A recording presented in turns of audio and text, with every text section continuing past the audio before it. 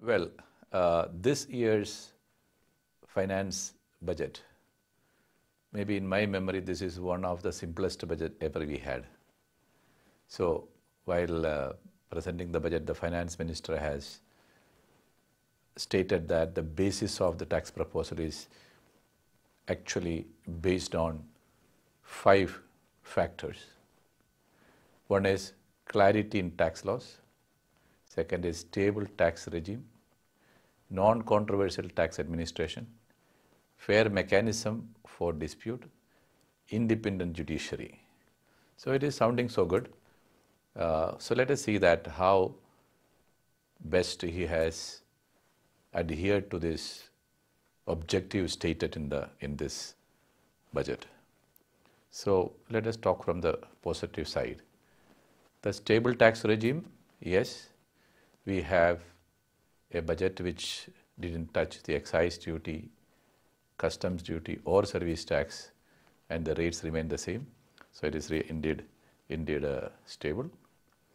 And from a tax administration, fair mechanism for dispute resolution, etc., he said he has introduced a voluntary compliance encouragement scheme, which say that if any of the taxpayer has failed to file a return or failed to declare certain services between 2007 to 2012, before 31st December 2013, he can voluntarily file a declaration and pay the tax 50% this year and 50% before June 2014 without interest, without penalty, by giving immunity from any prosecution. Well, that is a great step. And similarly, if you look at the fair mechanism for dispute, the advance ruling mechanism, which hitherto was available only to those foreign companies or those joint venture companies, is now extended to even the Indian companies, Indian public limited companies or deemed public limited companies. Again, a great step. So, and again, giving a little more clarity on tax laws. There is a long-standing issue which is related to those northeast exemption, mainly Himachal Pradesh and Uttarakhand, where the intermediate product manufactured by the industries there were actually liable to pay service tax because Uttarakhand is giving an exemption for the final product. As a result, there is a controversy saying that the gist of that exemption itself is neutralized by this anomaly and it need to be clarified. So this budget clarifies that, or they brought an amendment to say that those intermediate products manufactured in the process of manufacturing final product is not taxable. So there is an exemption given to that. The only thing is that is retrospective and that is prospective, that is not retrospective. So that is also a great step. Then if you look at some of the changes which has come up, which is significant changes, if I can say. One is that the flat buyers, those who are buying flats or houses, if it is more than 2,000 square feet or more than 1 crore of value, then you have to pay 0.62% more service tax. So this is one of the changes which are actually resulting in higher outflow of service tax. Baggage rules, which is actually having a provision for gold ornaments, etc., has a limit of 15,000 or something. Now that has been increased to 1 lakh for the women passengers and 50,000 for the men passengers. So, which is again something to going in line with what should have been done.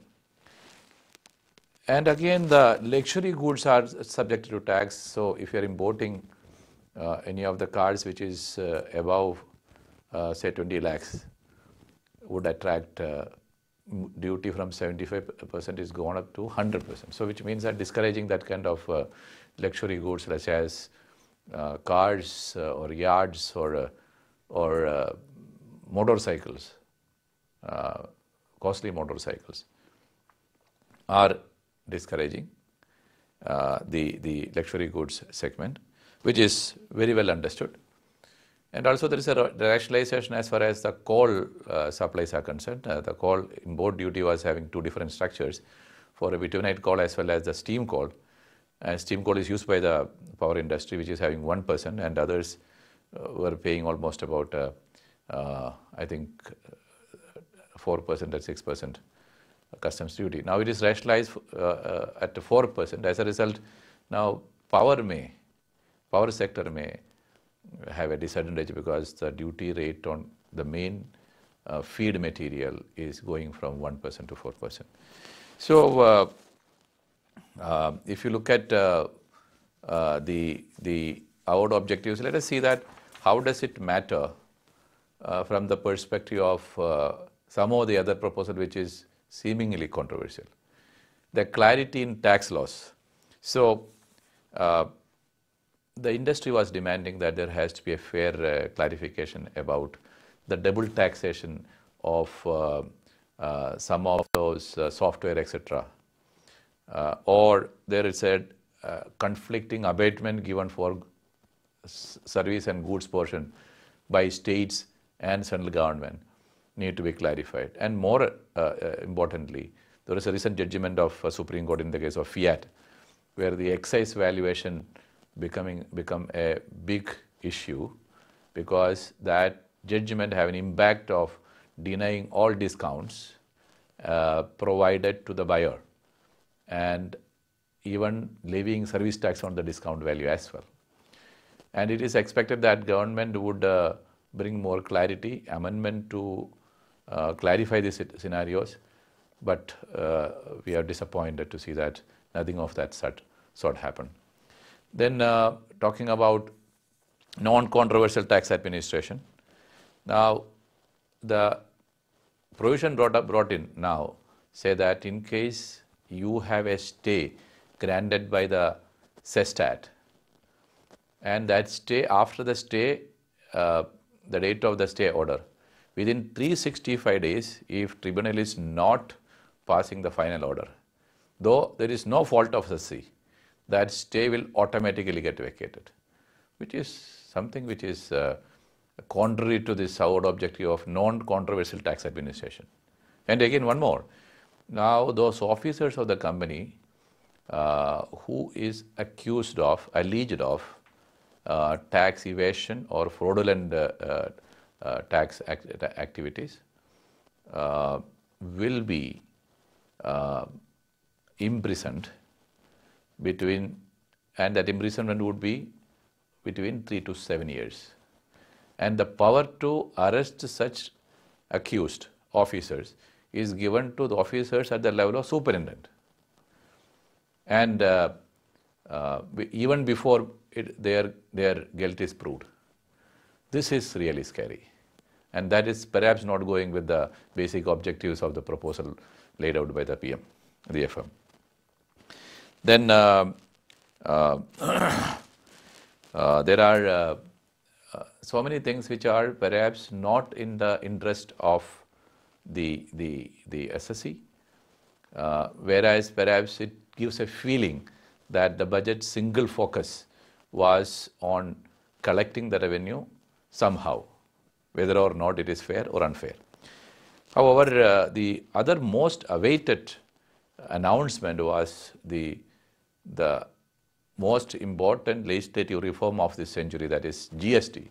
And we expected that the finance minister would lay out a roadmap for the GST to put to rest all this guesstimate and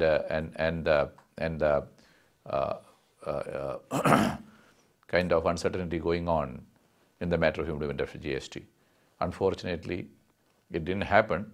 Although one of the main main roadblock for implementing GST is resolved, that is the issue of compensation to the state for agreeing to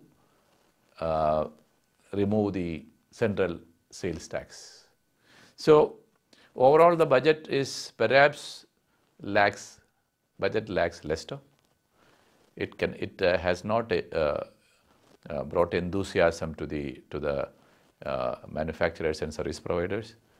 Maybe in the current circumstances, I doubt whether the finance minister had very many options to come up to the expectation of the industry.